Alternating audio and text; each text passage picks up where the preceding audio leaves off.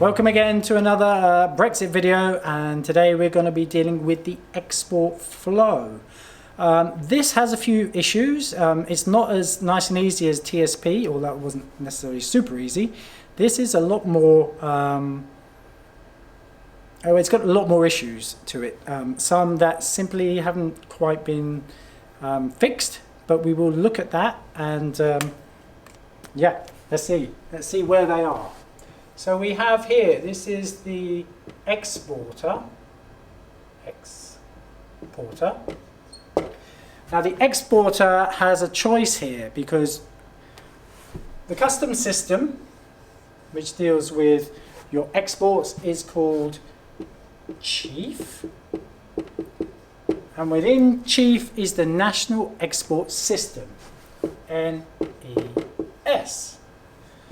Now you can either do this yourself or you can get an agent to do it. I mean, we're doing it for some customers are doing it themselves. It is administration at the end of the day, so it's up to you if this is something you feel comfortable with. You know, this NES system is a bit clunky, but you know, you can do it on the HMRC website. You just register. We think you can do it, so you know, have a go. So you would transmit what you're sending here to the NES, and it would produce your export docs and an MRN number. Remember, MRN is a movement reference number. We covered that in the import flow. Maybe if you didn't watch that and you only went straight to the export, it's a movement reference number. Very important for the driver. The driver, our little friend here, is going to need that to get on board the boat. So the MRN goes to the driver will send it to his boss will send it to the ferry company, and he can then travel to the boat and board. So far so good, because we're still on UK soil. On the other side, now we have some interesting stuff. The guy's on the boat, you know, he's got his MRN number, he's got export doc. Now I'm just going to hold you there. I'm just going to write down here T1. We'll come back to it in a minute. So you have a number of ports you can enter. Right, come on this side. You have a number of ports you can enter. We'll go Holland, we'll go France, we'll go Belgium. If you arrive in France and you deliver in France, you clear in France. Your customs clearance will be in France. If you arrive in Holland, deliver in Holland, you clear in Holland. If you arrive and deliver in Belgium, you clear in Belgium. Now, Germany, Poland. You know, if you arrive in France and have to go to Holland, or let's say Germany. So there's your destination point. You want to go all the way across. But before you get there, you have to stop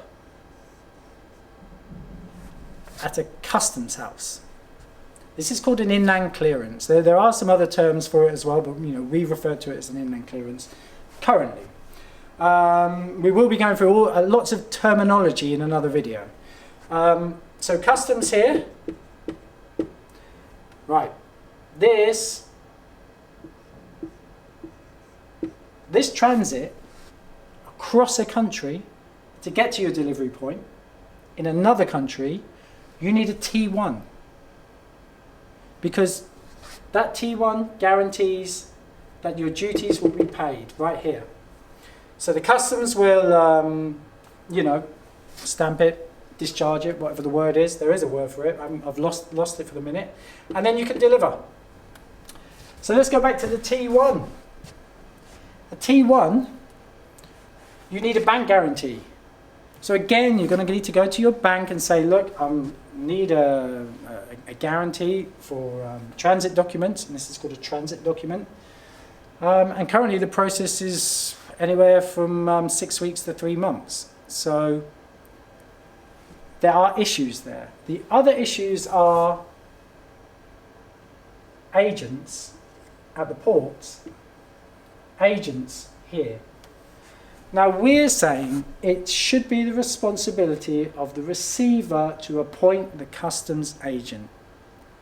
Now that's really important because we're not going to know where to clear the goods. So it's really important that we know that at the time of when we take the booking, where we're going to clear the goods. Because I do believe, if I remember from 35 years ago, that where you clear the goods, it has to go on the T form. I'll look into that. Pretty sure that's the case. So as you can see, it's a very different setup on this side. Fraught with danger.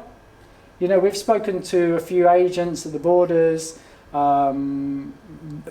They just don't have the resources, almost not thinking about it. Germany, I know, has a lot of customs houses. I used to deal with the German market, quite heavily. But as you go further in, maybe Italy, Spain, wherever you're going to end up, it will be a cost. For a haulier, that's an additional stop. May not be an additional delivery, but it's an additional stop. So I'm sure that we're going to see movement of prices and stuff. Export paperwork is a cost. So you're going to have to factor all these things and your duty rate into your into your whole process. So let's just run through it one more time. The exporter sends to the NES. The NES produces your export and your MRN. The MRN goes to the driver sends it to his boss. His boss allocates it to the ferry booking. He can then sail. Once he's on the other side, he can either clear at the ports or in the country he lands, providing that's where he's delivering. If he needs to cross a country to get to a delivery point, you're going to need a transit document called a T1. That is going to need a bank guarantee, and also to discharge it, you're going to need a customs agent or customs house. So that customs house will then let you proceed on, and I think they call it close the document. And that's it, really. I say that's it. There's a lot of things not in place.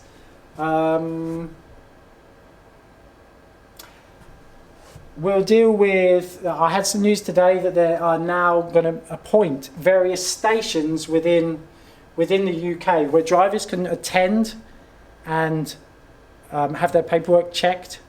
That's interesting. There's apparently 100 across the UK. Got to see how that works. So this is, we're not quite in October yet, so we'll produce another video, no doubt, when we know a bit more. But I hope that's been helpful. And if you've got any questions, just contact us here, because we'll try and help. Okay? Thank you.